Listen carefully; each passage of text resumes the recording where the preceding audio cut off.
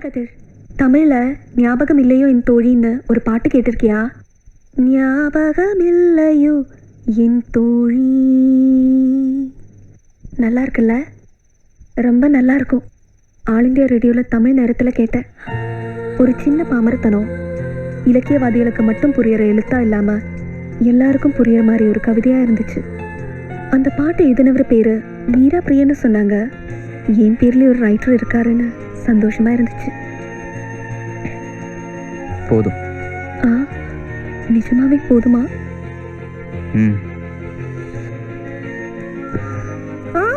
இரு இரு இரு, நான் தண்ணி எடுத்துட்டு வரேன்.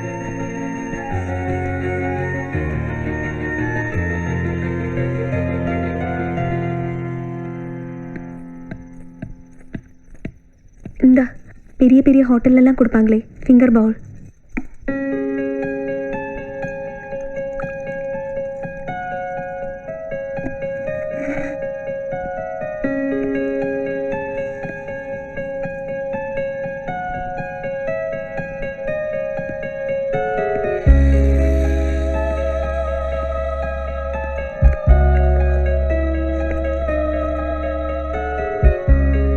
கதிர், அம்மா அப்பான்னு கூப்பிட்டு 8 வருஷத்துக்கு மேலாச்சு. கல்யாணம் ஆன புதுசுலெல்லாம் நிறைய ஃபோன் பண்ணுவாங்க. பொண்ணு ஒரு ஜமீன் பரம்பரையில் சேர்ந்துட்டான்னு சந்தோஷமா இருந்தாங்க. அப்புறம் என்னமோ அப்படியே கட்டாயி போச்சு. இந்த வைர மோதிரம் கதிர், இது எங்க அம்மா கிட்ட கொடுத்துடு.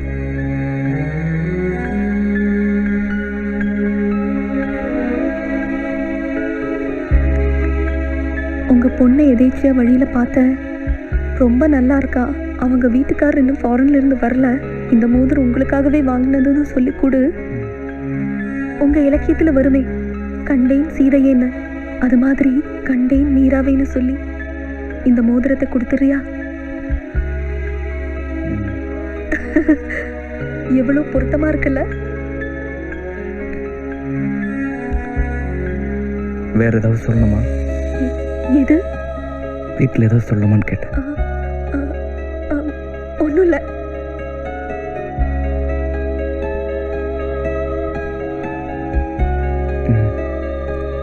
புறப்படுறேன்.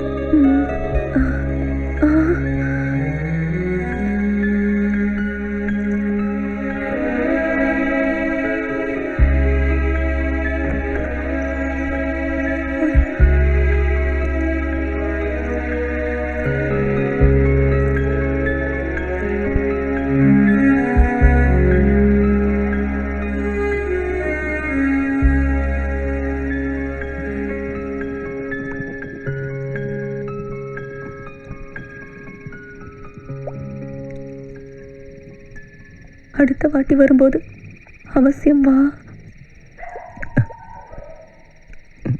வர்றேன்.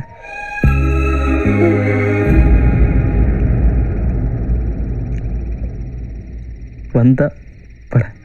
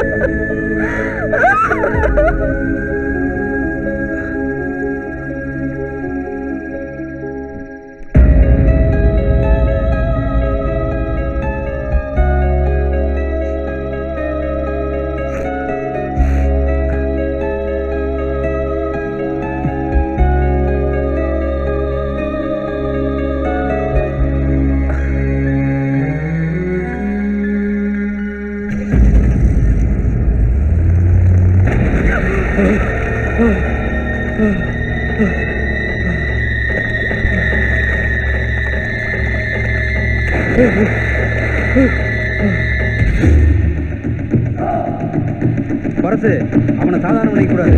சும்மா பேப்பர்ல தானே எழுதியிருக்கான்னு கேர்லெஸ்ஸாக இருக்கக்கூடாது. அவன் எழுத்து ஆர்டிஎஸ் பாம்போட பவர்ஃபுல்லானது.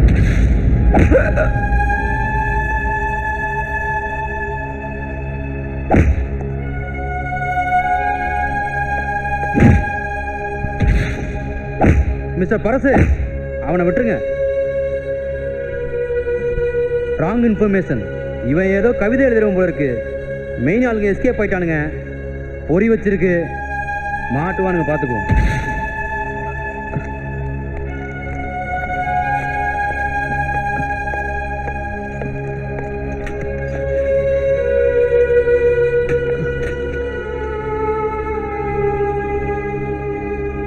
என்னென்னமோ நடந்து போச்சு.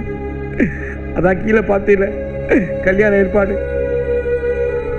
அது இப்படித்தான் அவங்க அப்ப 2 கல்யாணத்துக்கு ஏற்பாடு பண்ணாலே தெரியல.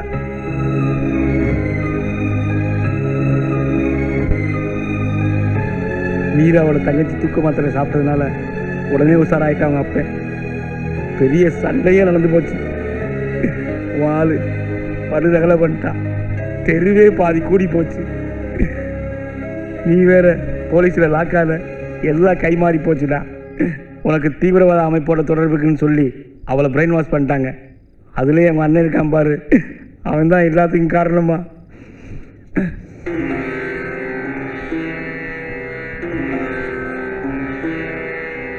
உன்னை பார்க்க மீரா வந்திருக்குடா. கதிர் கதிர்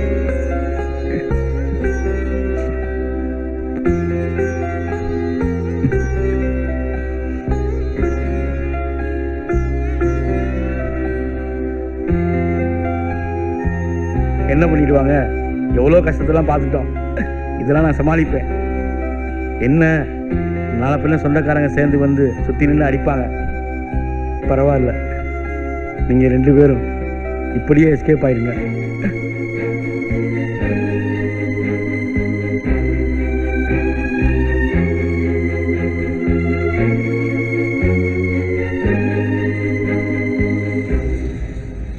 கதிர், நான் உள்ள வரலாமா?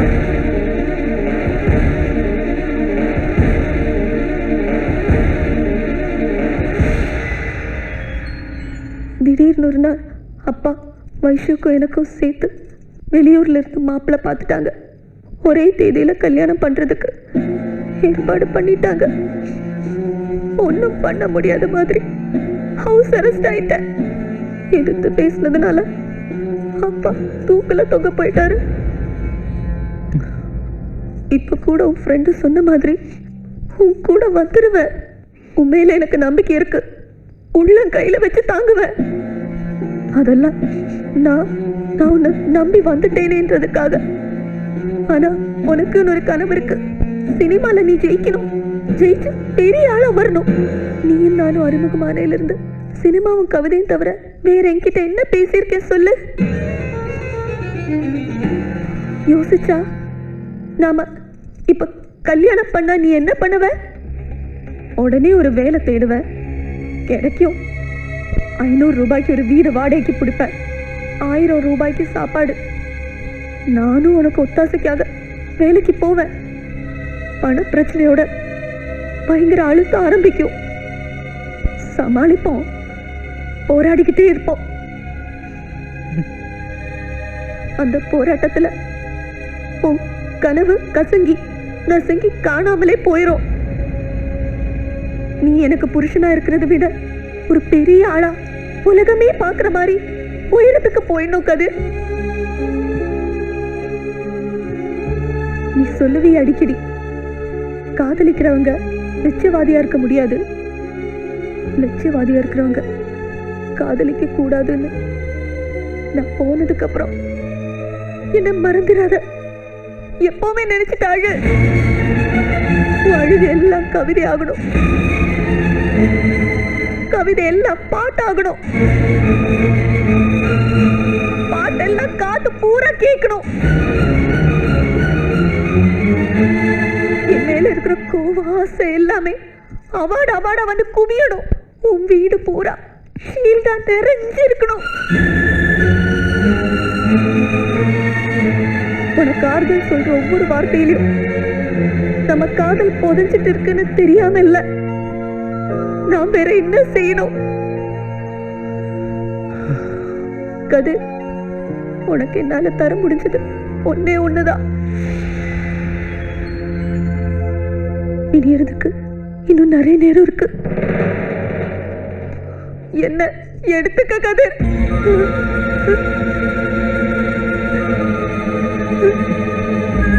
என்ன முழுசா அனுபவிச்சுக்க. இது ஒன்னையாவது நான் உனக்கு கொடுத்துடுறேன் கதிர்.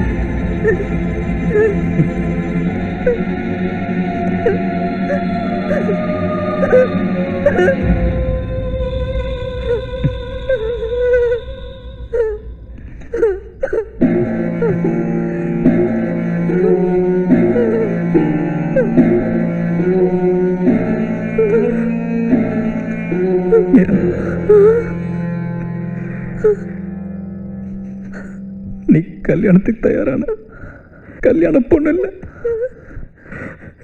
உங்க அப்பா வாங்கி கொடுத்த பொம்மை ஏத்துக்க தயாராயிட்ட ஒரு குழந்தை.